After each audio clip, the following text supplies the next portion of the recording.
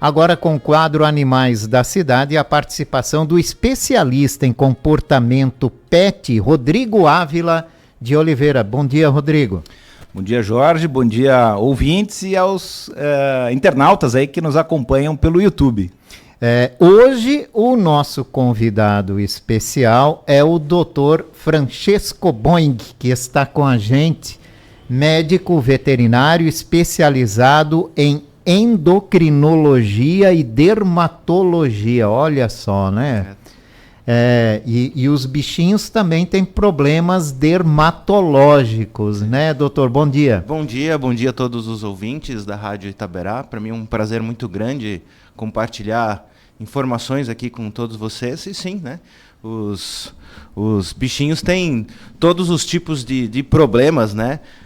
Que são em comum à medicina humana, também acontece na medicina veterinária.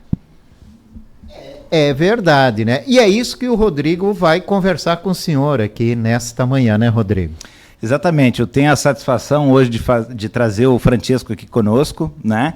Conheço o Francesco aí há quase 10 anos, além da admiração pessoal e profissional que tenho por ele é o veterinário dos meus cães, né? E é também a pessoa que, desde que eu abri o meu empreendimento aqui na cidade, é o nosso consultor técnico, né? Então, vem nos ajudando muito há muitos anos e achei super importante pela qualidade do profissional que ele é e pelo ser humano que ele trazê-lo aqui, né? Então, eu tenho começado sempre perguntando um pouquinho da história do profissional, né? O que fez chegar até a medicina veterinária e também quais os animaizinhos que atende no dia a dia, enfim. Bom, acho que eu sempre costumo dizer que a minha trajetória na veterinária ela não começou, ela sempre existiu, né? É uma vontade que eu me recordo desde muito criança, né? Em ter essa vontade de cuidar de animais. Eu sempre fui uma criança que teve muito bicho, muito cachorro, muito gato, e à medida que fui crescendo, fui estudando, fui amadurecendo, fui tendo mais certeza disso.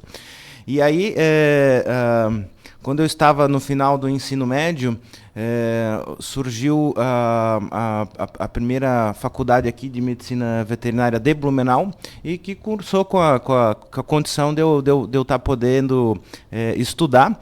E aí foi uma alegria muito grande, né? Eu fui a primeira turma aqui em Blumenau do curso de medicina veterinária. Me formei em 2010, dezembro de 2010, então já tenho aí alguns aninhos de trajetória e muito contente com a profissão. Que bom, Francesco. Além de clínico, então, como o Jorge mesmo te apresentou, você atua aí na parte de endocrinologia e dermatologia, né? Então, se tu pudesse falar um pouco mais para quem nos ouve, sobre a abrangência, a atuação dessas duas áreas, né? Essas duas especialidades, elas foram acontecendo ao longo da minha trajetória, né? Eu primeiro cursei a especialização em endocrinologia. Hoje a endocrinologia abrange, né, todas aquelas doenças de relação metabólica, hormonal, que são relativamente comuns, mas eu diria que até muitas vezes subdiagnosticadas, né? Então, desde doenças como diabetes, a própria obesidade, né? O hipotireoidismo, hipertireoidismo, as disfunções hormonais, sejam por excesso ou diminuição, né? São todas da área da endocrinologia. E a dermatologia, ela veio complementando, porque dentro da endocrinologia nós temos uma série de doenças dermatológicas e que ao longo desse processo eu fui identificando uma certa carência em tratar esses pacientes também. Chegou um momento que inverteu um pouco o meu amor, porque eu fui pegando ao longo desse processo um pouquinho mais de vontade de estudar a dermatologia e a endocrinologia acabou ficando um pouco de lado, mas ainda assim exerço as duas funções, né? Uma como endocrinologista e outra dermatologista, né? Um endocrinólogo e dermatólogo. Que legal. Elas têm muita relação, então. Se complementam bastante. Muito bom. E Francesco, não sei se o leque é muito grande, ou dá para a gente citar sintomas, né? Seja de comportamento ou alterações no corpo que as pessoas deveriam ter aquele estralo para dizer, acho que eu preciso procurar um dermatologista, um endocrinologista, e também se antes sempre vai ser preciso passar por um clínico para ter então o encaminhamento, ou não, pode procurar direto, né? Não tenha uma necessidade de um encaminhamento para você procurar um profissional dessa área, né? Eu sempre digo que não é porque você vai num endocrinologista ou num dermatologista que você tem que ter um diagnóstico definitivo de uma síndrome ou de um problema. Eu acho que check-ups endócrinos também são importantes, né? Então, não necessariamente há a necessidade de você passar por um clínico geral, né? Para você procurar um profissional nesta área. É importante, né, a gente de fato se atentar a algumas alterações nos PETs que podem sugerir algumas das doenças das quais a gente trabalha mais em específico, né? Então, é muito comum a gente receber queixas de pacientes endocrinopatas, né, com aumento de sede, né, tomando muita água, urinando bastante, né, um apetite às vezes muito voraz, aquele cachorro que está sempre com fome, né, aquele paciente que tem às vezes uma obesidade central, que é gordinho ali no abdômen, mas magrinho nas patinhas, né, enfim, são aspectos clínicos que já vão sugerindo, né, doenças de relação. E aí muitas vezes uma boa avaliação, uma boa triagem desses pacientes é possível tentar entender se há alguma doença nesse sentido induzindo todas essas alterações, né? Perfeito. Você comentou sobre a questão da urina em excesso, de estar tomando muita água. Justamente eu ia te perguntar isso, os principais motivos de procura, né? Também não sei se entre cão e gato tem diferenças ou basicamente a essência é a mesma dos motivos de procura? A essência é a mesma, né? Mas as doenças elas se comportam um pouquinho diferente, né? Nas espécies. Então, os felinos, né, tem uma condição diferenciada. Eu acabo atendendo em grande maioria cães, né? E os gatos em geral sim vêm já de encaminhamento, eles não vêm tanto como um check-up, já vem com uma condição mais pré-definida. Os cães não, né? Os cães a gente já atende assim num contexto geral, desde aquele que é mais gordinho e não emagrece, e aí acaba procurando uma opinião para entender por que não está emagrecendo, né? Ou eventualmente já com algum histórico ali de check-up, e aí apareceram algumas alterações, sejam em exames de imagem, de sangue, então a gente acaba recebendo esses pacientes para funilar esses diagnósticos e entender esses processos com maior precisão. Claro. E, Francesco, as principais causas que envolvem essas debilidades, não sei se seria esse o termo, mas muita coisa é genética, tem muita coisa sobre os hábitos de vida, alimentares e tudo mais?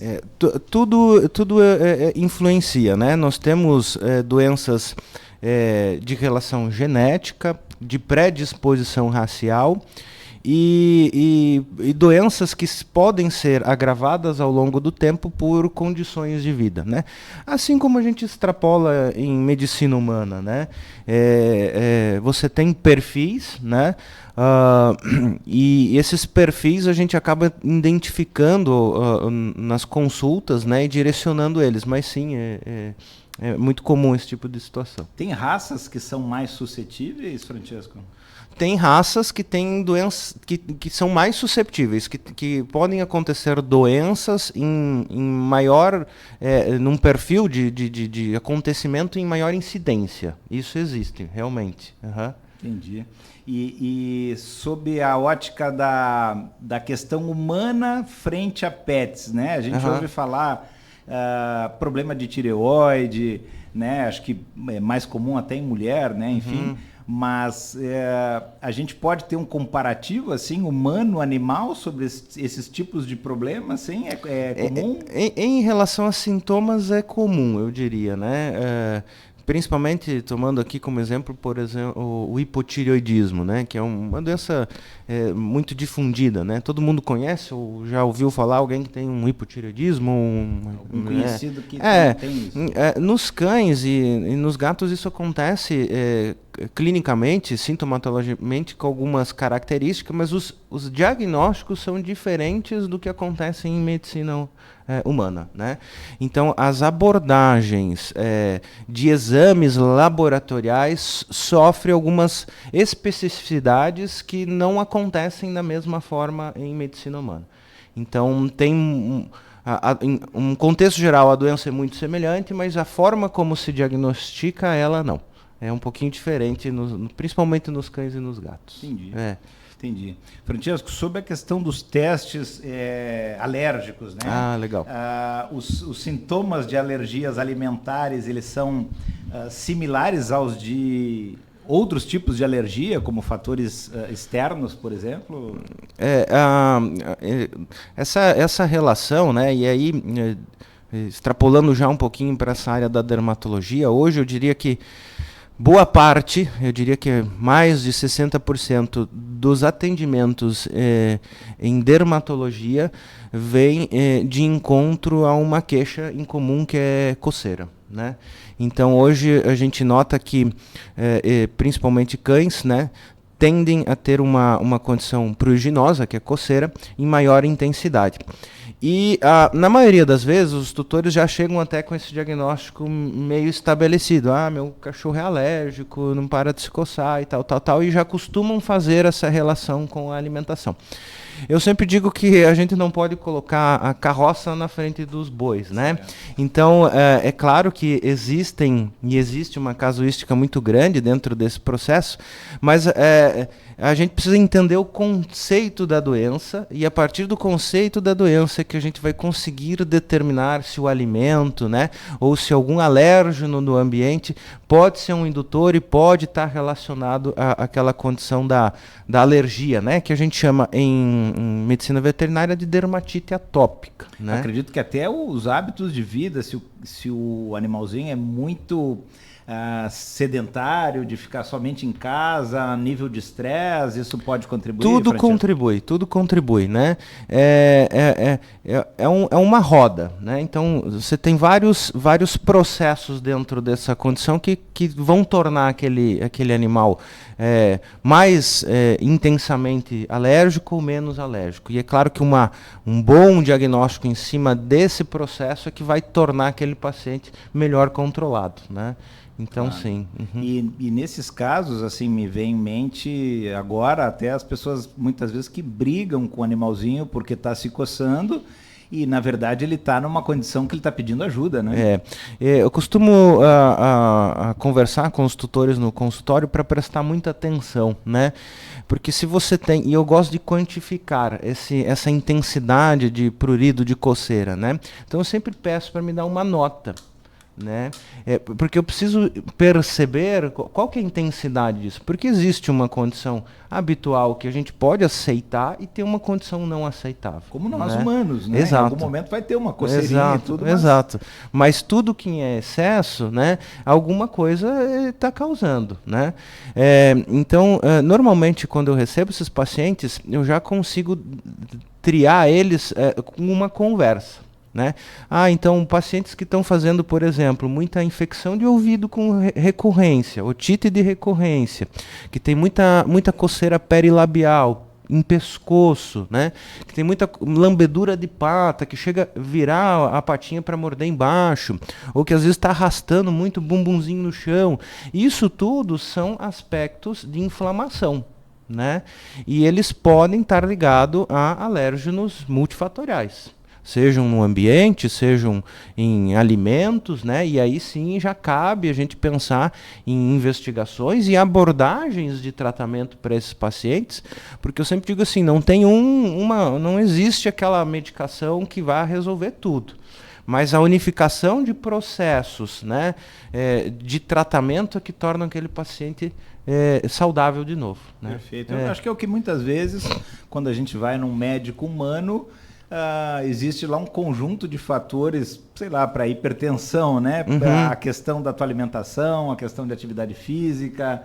Então tem um bloco de coisas que às vezes a gente até sabe, mas que precisa o profissional dizendo, olha, precisa abrir o olho em relação a isso. Exatamente, né? Exatamente.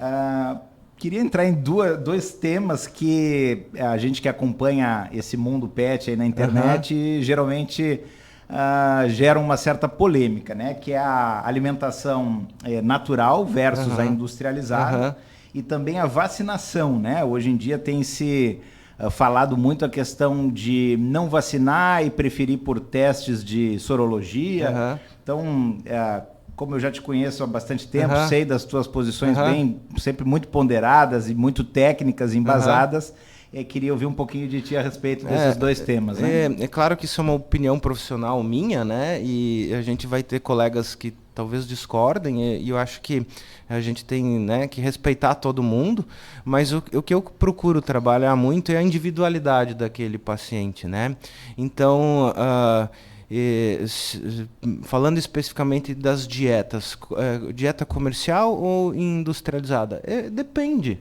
Depende daquilo que vai ser de acordo com a tua relação, né? Porque não me adianta pedir para um tutor fazer uma dieta natural se ele não cozinha nem para ele, né? Ou se ele viaja muito e ele despende, não tem tempo, né? Normalmente vai ser uma dieta deficiente, né? Claro. E assim, não existe uma condição específica, existe aquilo que funciona para cada um, né? Eu acho que quando se opta por uma dieta natural, o que é importante? Conversar com um nutrólogo, um nutricionista veterinário, né? Para que haja uma adequação, né, individual para aquele paciente, que através desse ajuste não falte nada no futuro, ou que eventualmente não se torne uma dieta ineficiente para aquela condição que o paciente está vivendo, né? Seja um cão jovem, um cão adulto, um cão idoso, né? Ou um gato, né? Já a dieta industrializada, a gente sabe que o mercado hoje oferta muita coisa. E a gente sabe que existem dietas boas e ruins, né? Então, o que a gente tenta orientar é procurar as dietas boas, né? E aí não vou, eventualmente, citar marcas, né? Porque cabe essa conversa com os veterinários, né? O veterinário de quem leva para ajustar isso. Mas, independente do que se escolha, eu acho que precisa ser um ajuste, né?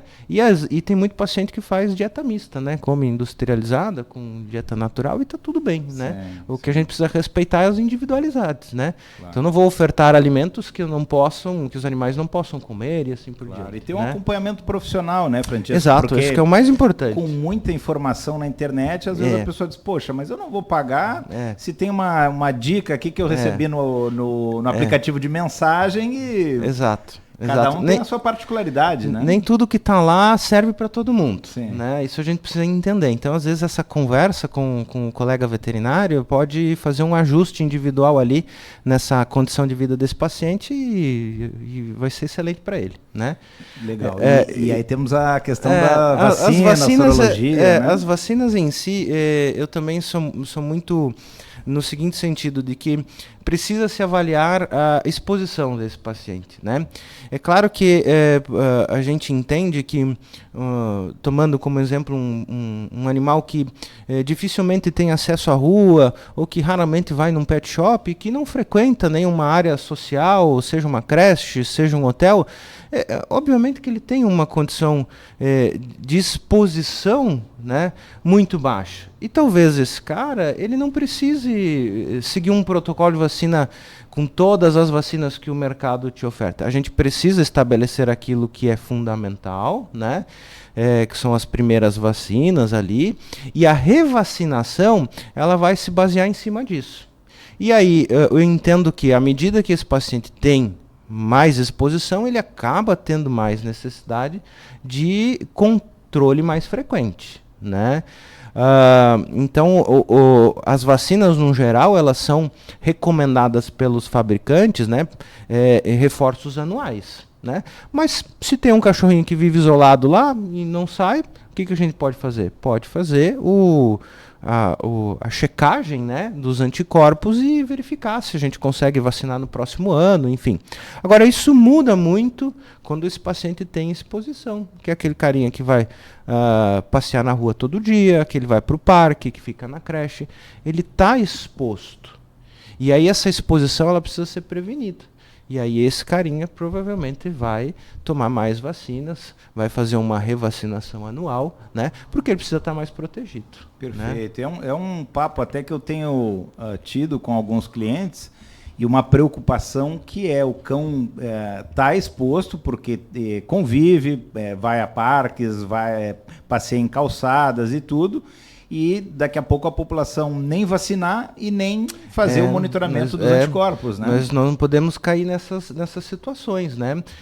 Porque apesar de a gente ainda existir muita doença viral, né, acontecendo, comparado a muitos anos atrás, nós temos um controle muito efetivo. E esse controle só foi acontecendo porque foi criando essa condição de vacinação e revacinação, né? Então é importante a gente tomar um pouquinho de cuidado aí e, obviamente, sempre que puder vacinar e deixar isso tudo em dia, porque é a melhor prevenção, né? Com certeza.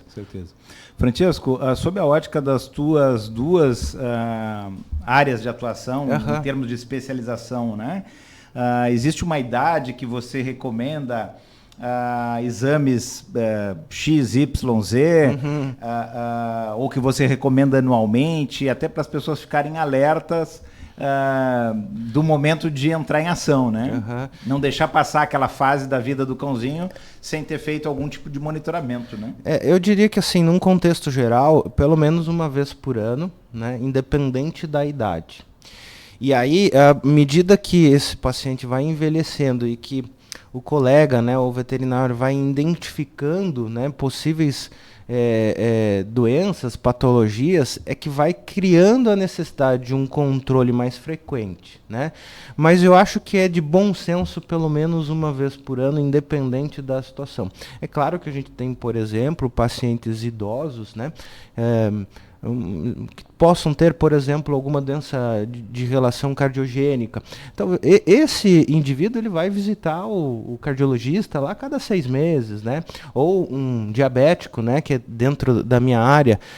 Normalmente eu acabo fazendo o estadiamento desses pacientes e eu acabo recebendo eles a cada 6 meses, né? 3 meses. Então, é muito individual, né? Os dermatopatas, né? Os dermatopatas crônicos, os pacientes portadores de dermatite atópica, né? Muitas vezes eu acabo recebendo eles assim todos os meses para fazer um estadiamento da doença. Sempre tem um detalhe ou outro para a gente ajustar, né? Então é bem individual, mas num contexto geral, pelo menos uma vez por ano, que cursa normalmente com a necessidade de uma atualização vacinal, alguma coisa nesse sentido. Claro. Francesco, dentro da área de alergia ainda, sim, né? No caso de uma crise alérgica muito aguda, né? Existe algum procedimento ou até alguns materiais de contingência, não, que um tutor deveria prestar atenção para que dê tempo, muitas vezes, para chegar num veterinário? Ou não, ou é correr para o veterinário mesmo numa situação grave? Que aí nós temos que entender que a dermatite atópica, né, a alergia da pele, ela é diferente de uma reação alérgica. Uma reação alérgica é um processo agudo que depende muitas vezes de um atendimento imediato, né? Então, uma reação alérgica a algum medicamento, uma reação alérgica a um acidente com algum inseto, isso é atendimento imediato. Uma picada de abelha, por exemplo, que exato, começa a obstruir isso é diferente das alergias da pele. Nessa relação, nós estamos falando de uma reação alérgica no organismo. Então, ele precisa de um atendimento imediato e o ideal é que seja levado, né, a um colega o mais brevemente possível. A dermatite atópica na crise, normalmente ela vai ter o incômodo do prurido, né? Ela não é uma emergência, mas à medida que esse prurido, essa coceira aumenta, é importante procurar um atendimento, porque existem manejos de um quadro, né, de uma crise alérgica que podem ser realizadas para minimizar isso, né?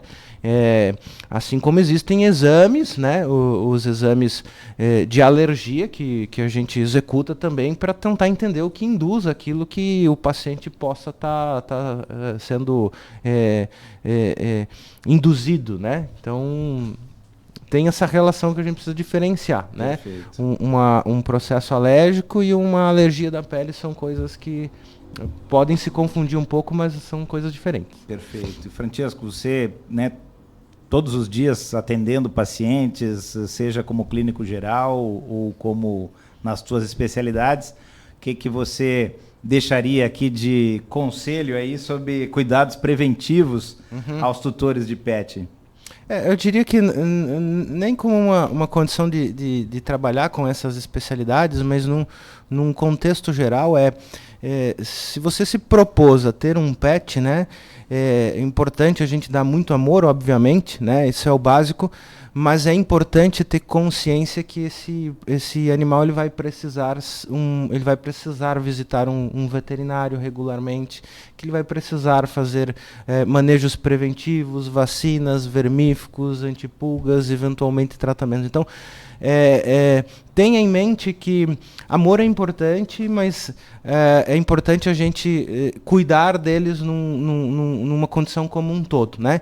Então, o que eu quero dizer? Não adianta a gente ter um pet, dar amor, mas também não prover aquilo que é essencial para que ele tenha uma qualidade de vida ou uma sobrevida ao longo do tempo, né? É como a gente fala no jargão humano, não se vive só de amor, né? Exato. Então, os animaizinhos têm suas necessidades, Exato. tem a questão toda de saúde. Exato. E tudo mais, né?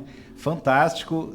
Francesco, como é que as pessoas te encontram, seja por redes sociais, site, enfim? O pessoal pode me achar no Instagram, dr.francesco, né? E eu também trabalho num hospital veterinário aqui em Blumenau, fixo, né? Todas as manhãs ou todas as tardes, aí depende da minha escala, mas entrando lá no meu Instagram, tem o meu contato e a gente consegue conversar, para quem quiser trocar uma ideia ou eventualmente precisar de uma ajuda, eu fico sempre à disposição. Muito bom, Jorge. Mais um bate-papo incrível aqui com um profissional do gabarito do Dr. Francesco. E é isso. Obrigado pela participação, né, doutor? Seja bem-vindo sempre que for convidado aqui na Itaberá. Eu agradeço a oportunidade, né? E desejo a todos aí um excelente dia. Rodrigo Ávila Oliveira, foi mais um quadro Animais da Cidade. Um abraço, Rodrigo, ótima semana. Obrigado, um abraço a todos. Obrigado, doutor Francesco.